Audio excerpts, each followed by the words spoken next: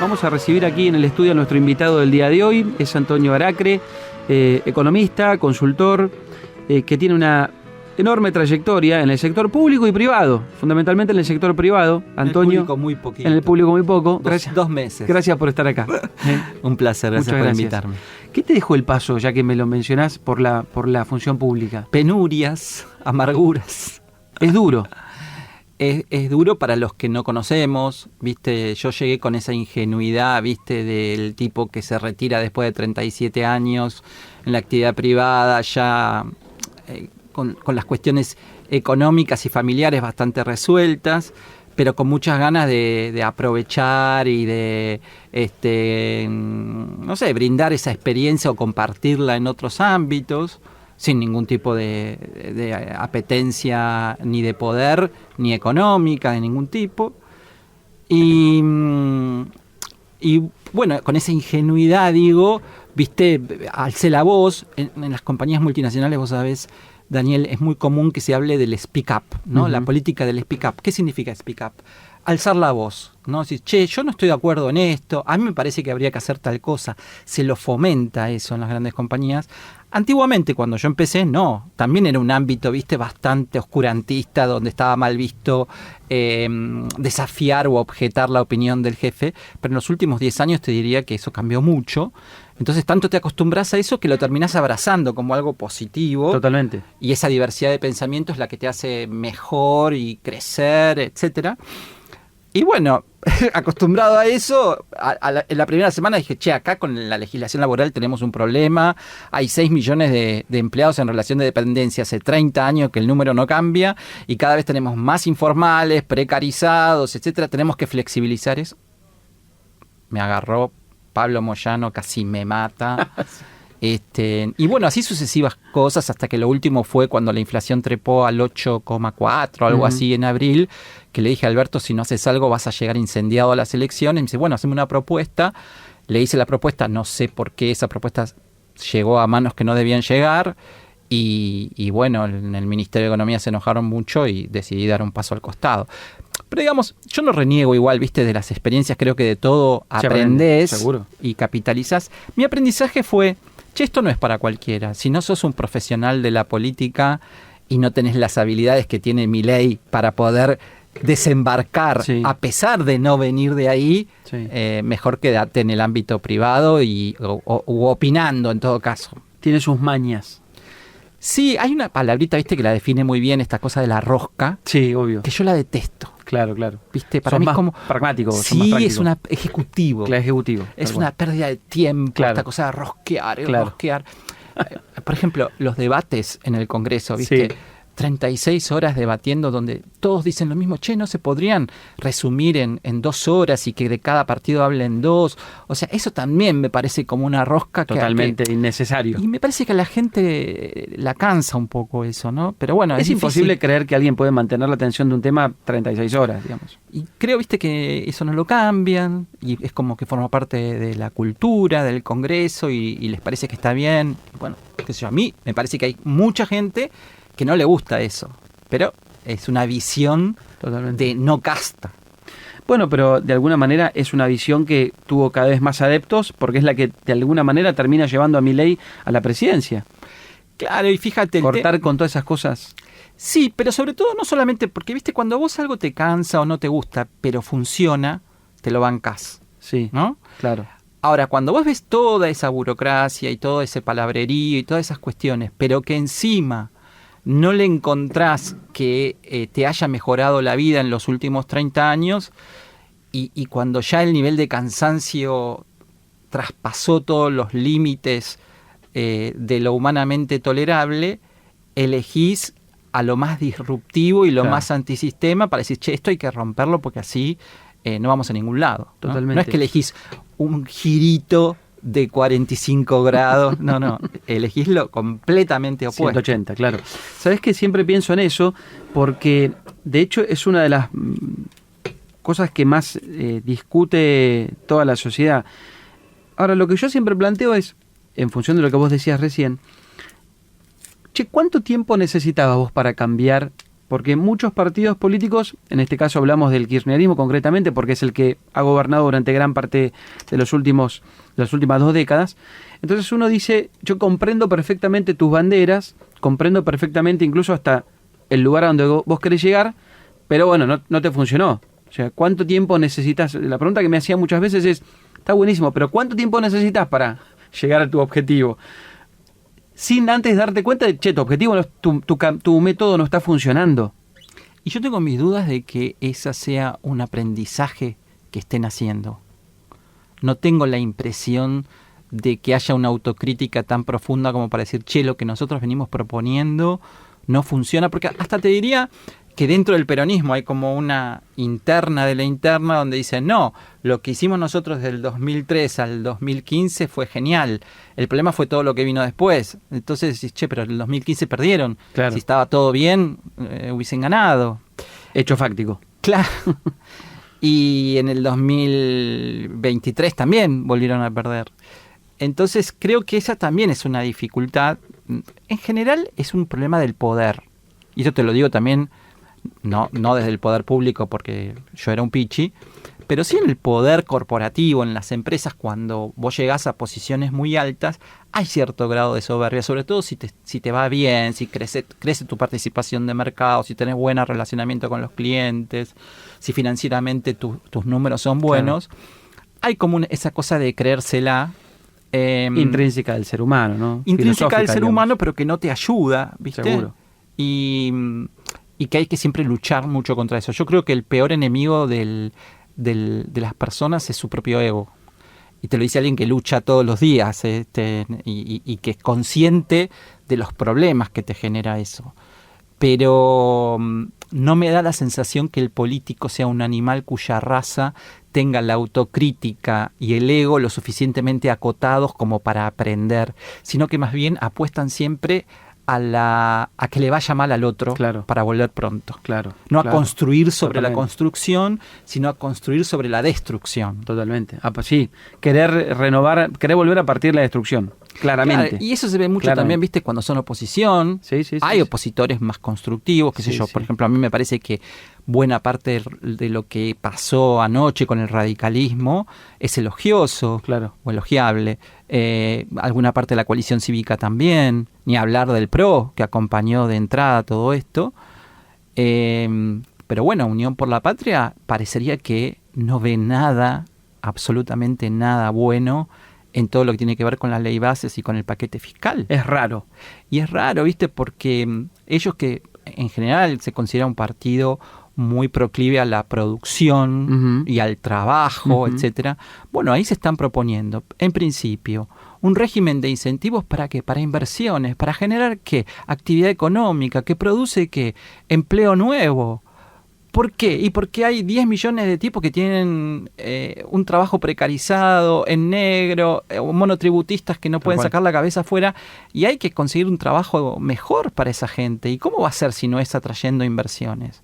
Entonces, esa mirada no constructiva es complicada, me parece a mí. Muchos ya tienen arrancaron con el cronómetro diciendo van 3 días y no llegó ninguna inversión. Claro, bueno, no te quepa la menor duda que la semana que viene ya vas a ver algunos amparos judiciales, sí, seguro, de alguien que no le gustó el impuesto a las ganancias. Es algo que no entiendo, Daniel, honestamente te lo digo. El peronismo es el partido que se considera o se autopercibe como más cercano a la doctrina social de la Iglesia, al Estado presente y a la progresía en la Argentina. Y que estén en contra del impuesto a las ganancias, que es el impuesto que por naturaleza es el más progresivo de todos, el que tributa más el que gana más y el que tributa menos el que gana menos, que existe en todas partes del mundo, el más justo. Y ahí es donde vos ves esa mentalidad que no construye cuando vos estás reponiendo ese impuesto que de una manera muy especulativa desde lo político se eliminó 3 meses antes de las elecciones y no te lo votan, y vos decís, che, acá esto es muy incoherente, muy incoherente. ¿Cómo le fue al sector agropecuario en estos últimos años? ¿Qué mirada tenés sobre eso? Porque vos sabés que me he cruzado con muchos productores que obviamente no todos son iguales, tenés desde productores agrícolas, tamberos, ganaderos, bueno, etcétera, muy amplio todo, pero Muchos me han dicho que durante gran parte de los últimos años, y hablo concretamente del peronismo, que a algunos les ha ido bien. Bueno, es que hay una realidad, ¿viste? Cuando vos decís cómo le fue al productor, y vos lo sabés muy Sí. bien, Daniel, es difícil ponerlos a todos en una bolsa, ¿viste? El productor en el norte de Córdoba no es lo mismo que el productor de Salto o Pergamino, Tal cual. ni tampoco el de Tandil, Tal cual. ¿no? Ya son a veces hasta cultivos diferentes. Tal cual. No es lo mismo el productor que produce, pero no tiene capital Ujú. y que tiene que alquilar y tiene que pagarle rigurosamente al dueño del campo lo que le pide, que el dueño que solamente alquila. Yo a eso no lo llamo productor, para mí es un rentista que es dueño de tierra, pero no es un productor agropecuario. Pero sí es productor agropecuario el que es dueño y además de producir, él mismo, incluso a veces hasta alquila algunas hectáreas más como para completar un volumen o una masa crítica más alta. Son realidades muy distintas, pero sobre todo 2020, 2021, 2022, vos tenías la soja 600, 650 dólares, Daniel. Eso en cualquier cuenta de rentabilidad te lleva a la ecuación económica a la estratosfera, ¿no? Claro. Independientemente Independientemente del resto de las variables que son más locales. Incluso como la cuestión del cepo y de Claro. las retenciones y de todo lo demás, que hace muchos años que están. Claro. ¿Por qué duele tanto ahora las retenciones, sobre todo en la soja, el cepo y la brecha? Y porque con precios de commodities mucho más bajos, la rentabilidad se hace más finita, los dueños de los campos no reaccionan rápidamente adaptando los precios a esa baja, entonces el productor ve su licuación de rentabilidad muy licuada. Entonces, si a su ecuación genuina se la ve tan acotada y a eso le sumás las retenciones y le sumás la brecha cambiaria, y queda agobiado y agotado, ¿no? ¿Es posible ir en algún momento a un escenario donde eso se resuelva? Pregunto por el tema de retenciones concretamente. Digo, hay un montón de impuestos que ojalá se saquen, impuesto país, tema brecha cambiaria ojalá se resuelva, pero el tema de retenciones parece muy difícil. Es una bola enorme de plata. Yo creo que probablemente no la puedan sacar de una, pero que haya alguna ruta, ¿no? Algún sendero de reducción. Yo en algún momento propuse este gobierno que es muy afecto, por ejemplo, ¿viste? Cuando salen los preales para decir, che, hay una deuda con los importadores, no podemos pagarle esto, le vamos a dar un bono a 5 años y bueno, si necesitas urgente pagar esto, andá y vendé este bono al mercado, lo que fuera.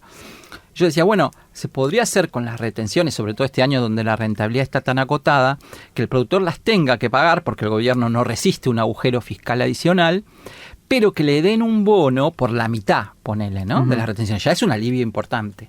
¿Y qué podría hacer con ese bono el productor? Darse vuelta y comprar insumos, ¿no? Entonces eso también movería el mercado de insumos, que es un año que está difícil ya de por sí. El maíz probablemente la superficie baje mucho por todo lo que pasó con la chicharrita. Los insumos que se están acomodando un poco en precio, pero no tan de golpe como esperarían. La rentabilidad del productor, que está asfixiada, como te comentaba hace un ratito, hace que se ponga más cauto a la hora de la compra. Y entonces me parece que eso movería, incluso hasta, por ejemplo, para comprar una maquinaria, para renovar una cosechadora o un tractor. Bueno, todavía no pasó, pero yo no pierdo las esperanzas de que alguien en el gobierno lo tome como una posibilidad que muchos...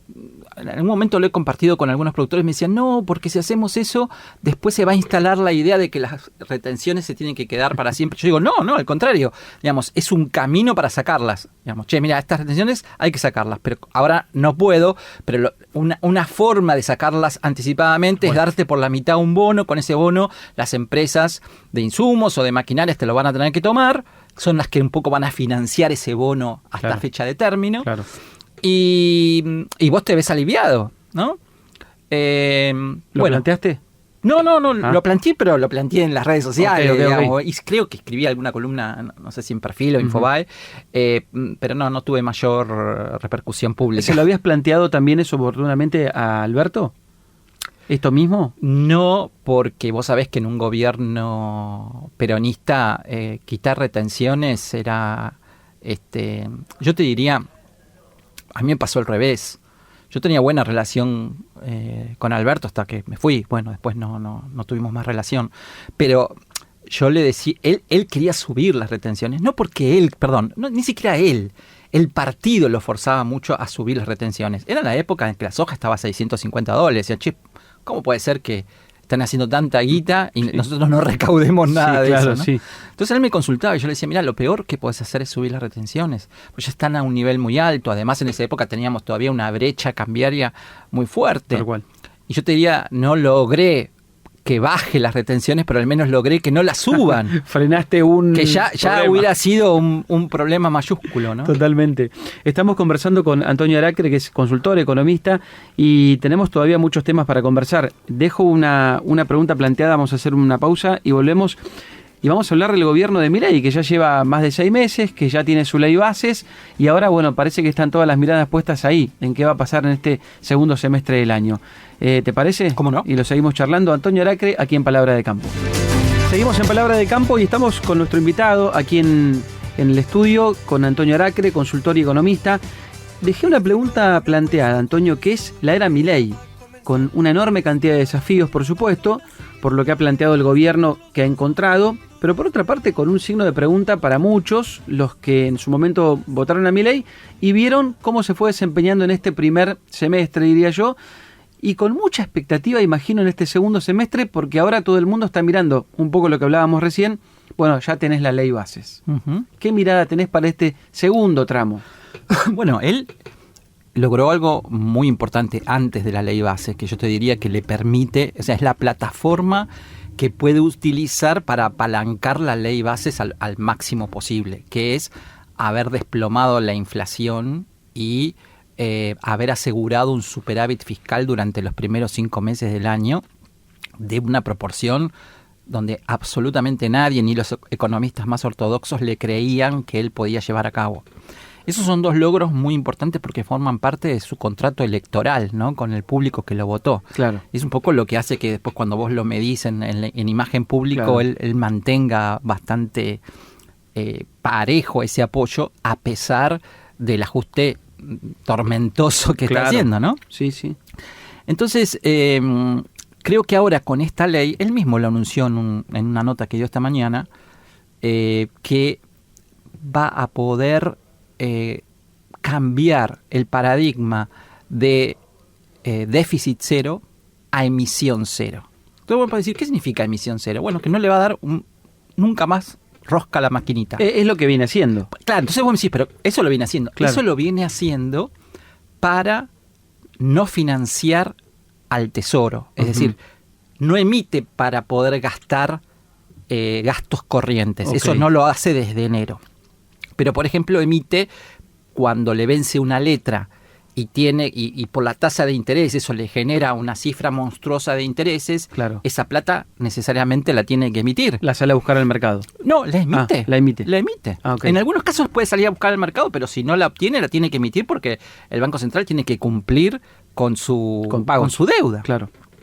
Entonces, no emitir ni para eso ni para comprar reservas significa que va a tener que tener un superávit enorme y va a tener que cambiar la política monetaria y cambiaria. Por eso hoy él anuncia se viene una etapa con un cambio de signo monetario. ¿Y qué se puede interpretar de eso?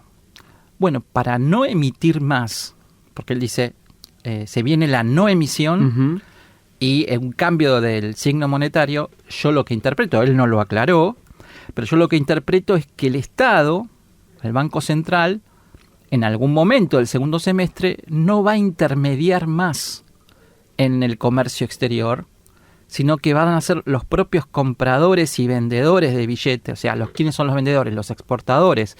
¿Quiénes son los compradores?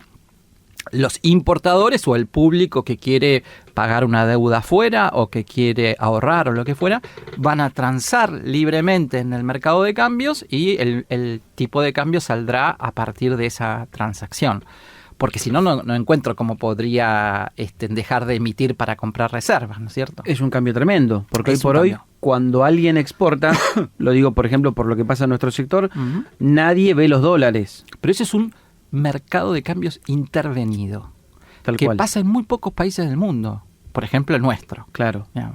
Pero no pasa en los países normales. En los países normales los importadores se juntan con los exportadores y si no alcanzan van y piden a un banco que financie, etcétera, prefinanciación de exportaciones, de importaciones.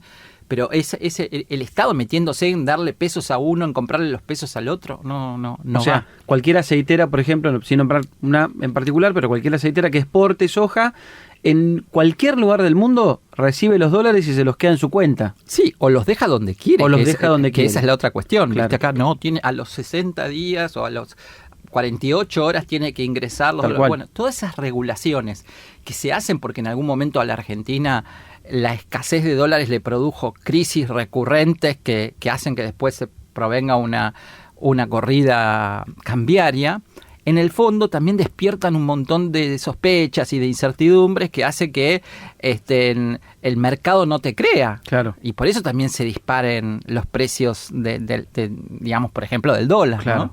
¿No? Eso sería un cambio significativo que vendría acompañado... Va con cepo eso. Va con el fin del cepo. Va con el fin del cepo, la unificación cambiaria y lo que él llama la competencia de monedas, en la cual él fija la base monetaria en pesos. Es decir, los pesos que hay son los que están. No voy a imprimir un peso más. Y si la economía necesita más circulante, alguien va a tener que traer los dólares para transaccionar. Entonces, en la medida que haya cierta competencia, tal vez todo el mundo prefiere transaccionar en dólares que en pesos. El peso va perdiendo preponderancia en esa transacción y se produce lo que él llama una dolarización endógena. Claro. Por selección, la moneda más fuerte mata a la más débil o simplemente porque el público prefiere esa moneda. Están los dólares acá en la Argentina, digamos. Bueno, y si no están en la Argentina, están afuera, están dando vueltas, pero digamos, lo importante para que eso ocurra, es generar un shock de confianza importante. Esta sanción de la ley es parte de eso. ¿Por qué? Y bueno, porque, por ejemplo, la modificación al régimen de bienes personales, donde se pautan tasas más razonables con lo que se cobra en el mundo, no hace que salgan corriendo disparados los capitales porque vienen acá, un argentino trae los dólares acá y en 10 años pierde el 20% del valor. Entonces eso puede ayudarte a hacer que más cantidad de dólares vengan a la Argentina. El RIGI para la minería, para los hidrocarburos, para el gas, forestal. Es un mecanismo donde también van a entrar dólares a través de esa vía. El blanqueo. Bueno, hay una serie de herramientas que le permiten a él atraer dólares a la Argentina y que esa balanza habitualmente deficitaria de capital por el cual los dólares se van más que los que vienen, cambia abruptamente de signo por ese shock de confianza. Claro. Fíjate, por ejemplo, la estabilidad fiscal que te garantiza la ley de bienes personales. Si vos adelantás 5 años, tenés hasta el 2030 o algo así una garantía de estabilidad fiscal. Es decir, que ninguna otra ley te puede cambiar ese mecanismo. Eso debería generar un shock de confianza en el cual ya no sea un problema. Claro. Si vos me preguntás, como visión, yo la veo clarísima.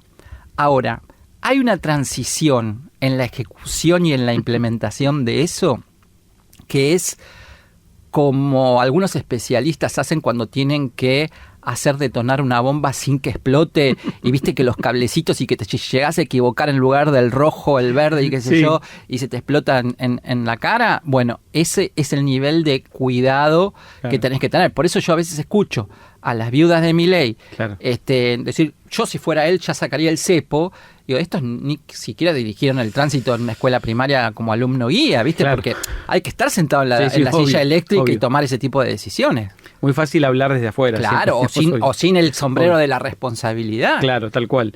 Ahora, más allá de lo que vaya a ocurrir, por ejemplo, en esa competencia de monedas de las que vos hablabas, hoy por hoy, el discusión de ayer, digamos, el mercado ve y presume, dicen, una devaluación.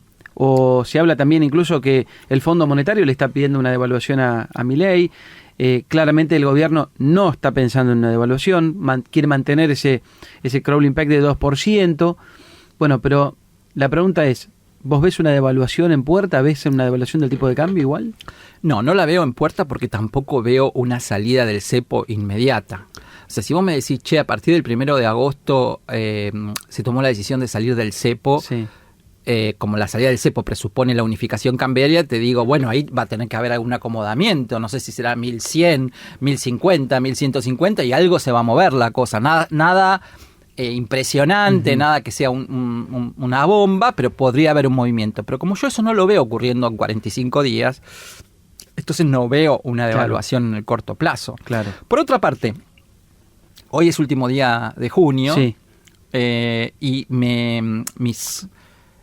mis cálculos macroeconómicos me dan que alimentos y bebidas en junio, la inflación, el IPC, el índice de precios al consumidor, va a estar debajo del 1%. Limpieza y perfumería, otro tanto, apenitas un poquito más. La núcleo va a estar alrededor del 2,7, 2,8.